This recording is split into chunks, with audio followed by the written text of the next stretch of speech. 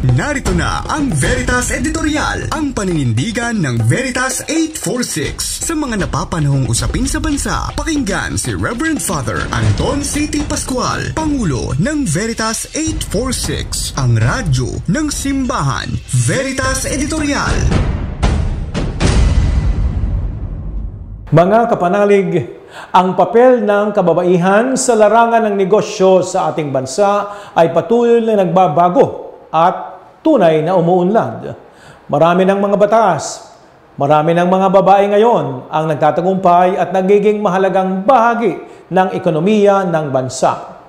Malaking progreso ito, kapanalig, dahil dati-rati ang mga babae ay kadalasay nakakulong lang sa tradisyonal na tungkulin tulad ng pagiging ina at pangangalaga ng pamilya.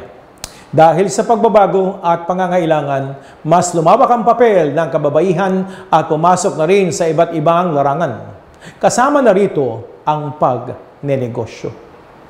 Sa kabila ng kanilang pag-unlad, marami pa ring hamon ang hinahanap ng kababaihan sa negosyo.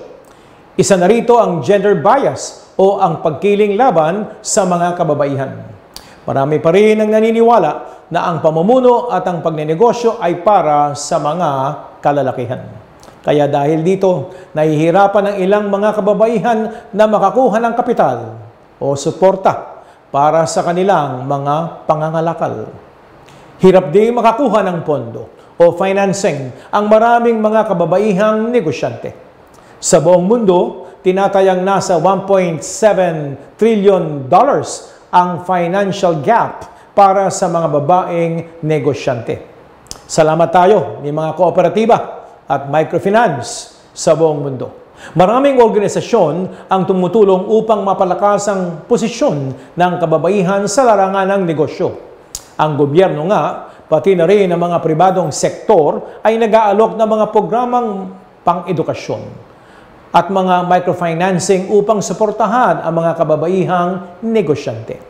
Ang mga programa tulad ng Go Negosyo, isang inisyatibo na naglalayong palakasin ang mga maliliit na negosyante, ay nagbibigay ng mga pagsasanay at mentoring sa mga kababaihan upang tulungan silang magtagumpay. Ang digital technology din ay naging malaking tulong para sa mga businesswomen. Aktibo nilang ginagamit ang mga online platforms tulad ng social media upang maabot ang mas malawak na merkado. Ang e-commerce ay nagbibigay sa kanila ng bagong daan upang makapagsimula ng kanilang sariling negosyo kahit nasa bahay lamang. Ito ay naging mas mahalaga lalo na sa panahon ng pandemya upang saan ang online business ay naging pangunahing plataporma ng kalakalan. Marami po ang nagnegosyo sa online during COVID period. Kung mas bibigyan pa natin, kapanalig ng suporta ang mga kababaihan sa ating bansa, patuloy silang magiging makapangyarihang puwersa sa mundo ng pagnenegosyo. Sa kabila ng mga hamon, patuloy silang mag-aangat ng kanilang sarili at ng kanilang mga komunidad.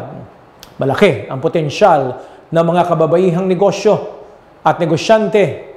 Malaki ang potensyal ng mga kababaihang negosyante na higit pang mapaunlad ang ekonomiya ng bansa at magbigay inspirasyon sa susunod na henerasyon.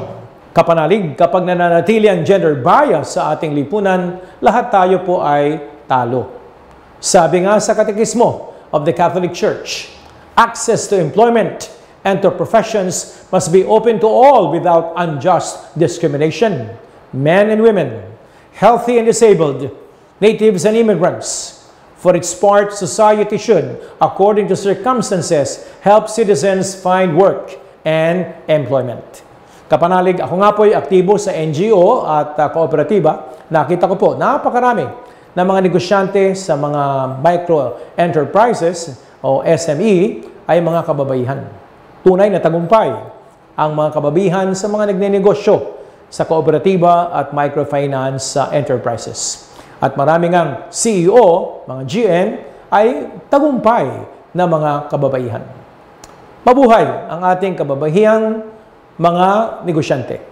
Sumainyo ang katotohanan. Inyong napakinggan ang Veritas Editorial. Ugaliing pakinggan ng Veritas Editorial kasama si Reverend Father Anton C.T. Pascual. Veritas Editorial.